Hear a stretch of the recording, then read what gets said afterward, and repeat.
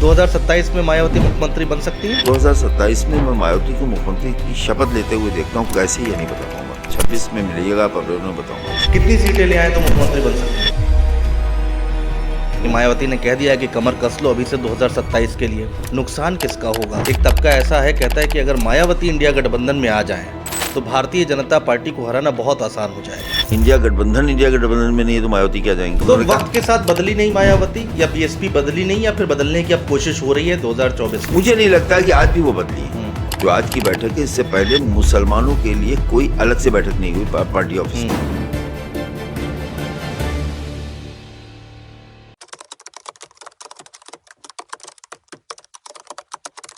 मायावती ने कह दिया है कि कमर कस लो अभी से 2027 के लिए। नुकसान किसका होगा? देखिए, मायावती का मजबूत होना आमतौर पे जो लोग देखते हैं वो समाजवादी पार्टी का नुकसान देखते हैं। हाँ।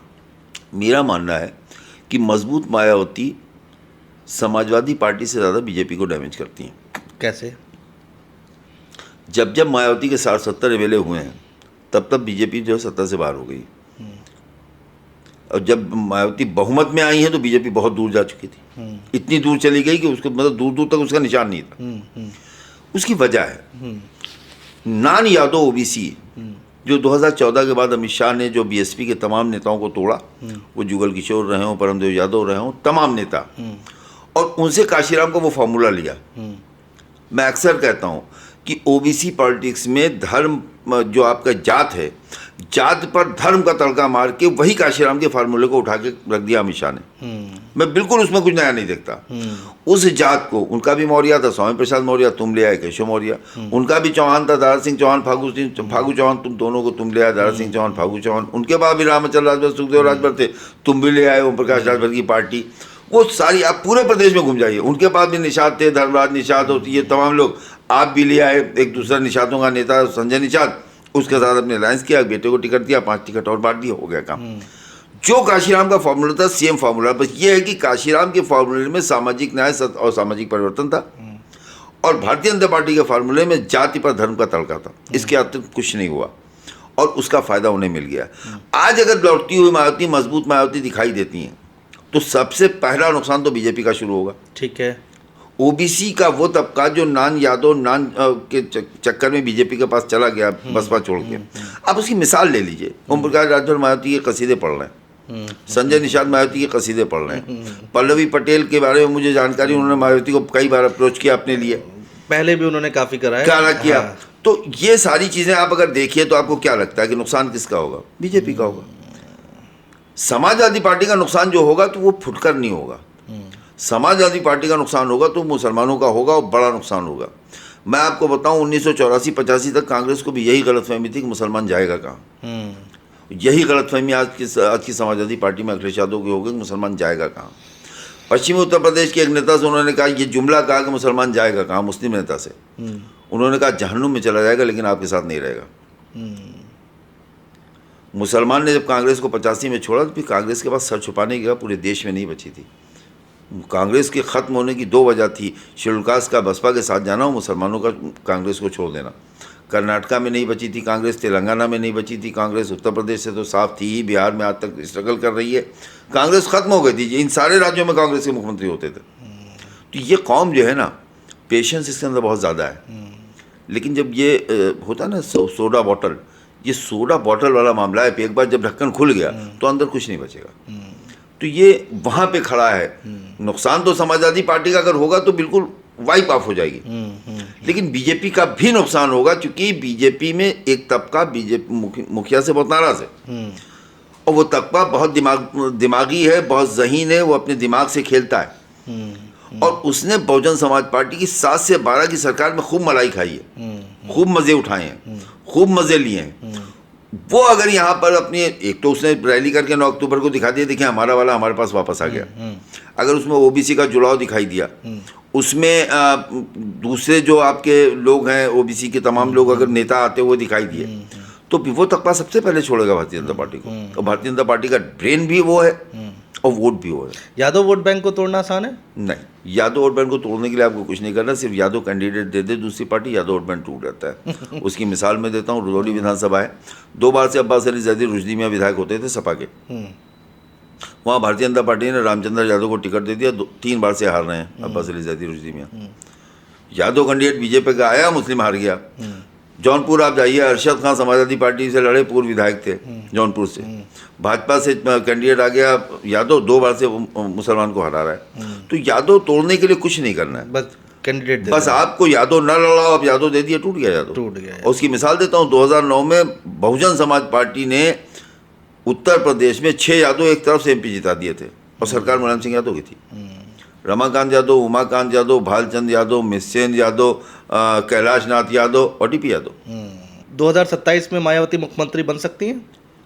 इस वाले जवाब को मैं दे सकता हूँ, सीटें क्या पाएंगी मैं नहीं बता सकता हूँ, लेकिन अपने तजुर्बे पे जो मेरा 40 साल का सहाफ़त का, पत्रकारिता का, जर्नलिज्म का तजुर्बा है, उस आधार पर मैं कह सकता हूँ कि 2027 में मैं मायावती को मुख्यमंत्री की शपथ लेते हुए देखता हूँ। कैसे ये नहीं बता पाऊंगा, 26 में मिलिएगा, आप अप्रैल में बताऊंगा आपसे।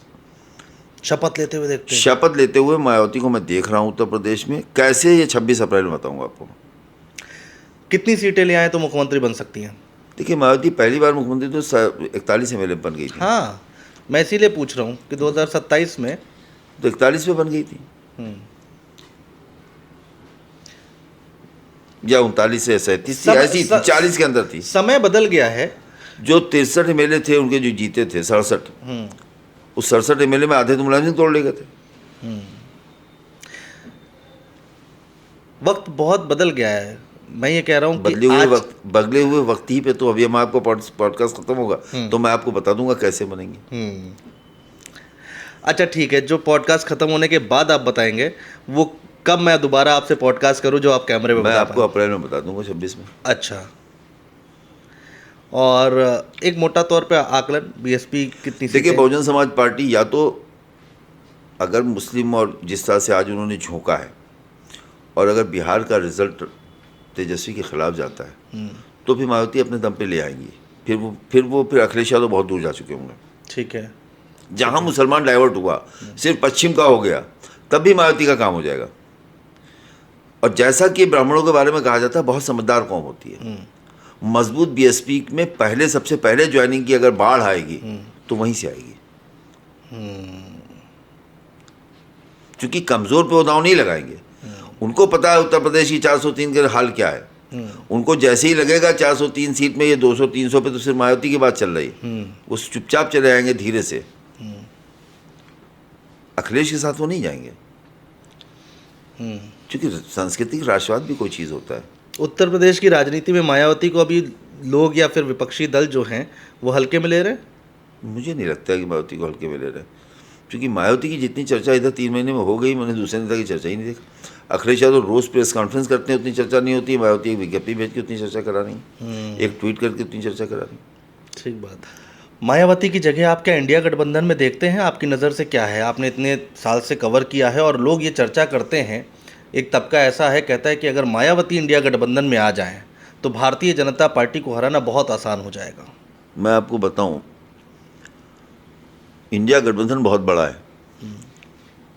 इंडिया गठबंधन में नहीं है तो मायावती क्या जाएंगी? केजरीवाल इंडिया गठबंधन का हिस्सा है, पंजाब में इंडिया गठबंधन के साथ नहीं है। उसके अलावा ममता बनर्जी इंडिया गठबंधन का हिस्सा है, बंगाल में कांग्रेस के साथ नहीं है। केजरीवाल हरियाणा में साथ हैं, दिल्ली में साथ नहीं है। तो ये इंडिया गठबंधन खुद गठबंधन नहीं है। लेकिन ये भी सच है कि इंडिया गठबंधन तो नहीं, हाँ कांग्रेस इस बात की बड़ी कोशिश कर रही थी कि हमारा बीएसपी से बन जाए, हम सबको छोड़ देंगे। क्योंकि भाई अखिलेश यादव को उत्तर प्रदेश के बाहर मध्य प्रदेश में क्या है? कांग्रेस का अगर बीएसपी से बन जाता तो सपा छोड़ देती, सबको छोड़ देती वो। क्योंकि भाई अखिलेश यादव का, क्योंकि कांग्रेस से वो मुसलमान दिल्ली में कांग्रेस को देखता है, अखिलेश चिल्लाते रहते, कोई फर्क ना पड़ता, मुसलमान जो है कांग्रेस के साथ जाके बीएसपी को वोट कर देता। कांग्रेस पार्टी ने 2024 में किस हद तक कोशिश की थी मायावती के साथ संपर्क साधने की? कांग्रेस ने बहुत अप्रोच करने की कोशिश की थी, लेकिन अप्रोच जो है वो तरीका नहीं था। अप्रोच का जो तरीका होता है वो अप्रोच का तरीका सही नहीं था। दो नाव पर सवार थी कांग्रेस। दो नाव पे भी सवार थी, और उसके अलावा जो उनका तरीका था, वो मायावती का तरीका और काशीराम के तरीके में बड़ा फर्क नहीं है। अच्छा। और मायावती बहुत हार्ड बार्गेनर है। मायावती से ये कह कि आप रिलायंस नहीं कर सकते कि आपके तो 0 MLA है, 1 MLA है, अब तो ख़त्म हो गई हैं, अब तो इसके बाद फिर मायावती फिर आपको उठा के भगा देंगी। मायावती ने फ़ोन नहीं उठाया है कांग्रेस के बड़े नेताओं का। अच्छा। मेरे पास इनपुट है बिल्कुल सॉलिड, मतलब जवाब नहीं दिया उन्होंने फ़ोन का, मतलब शीर्ष नेतृत्व का।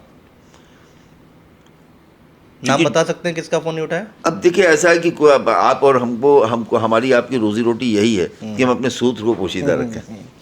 दिल्ली से आया होगा, लेकिन दिल्ली से आया था, दिल्ली से आया था शीर्ष नेतृत्व का फोन। मायावती ने फोन नहीं उठाया? नहीं उठा, और कॉल बैक भी नहीं किया।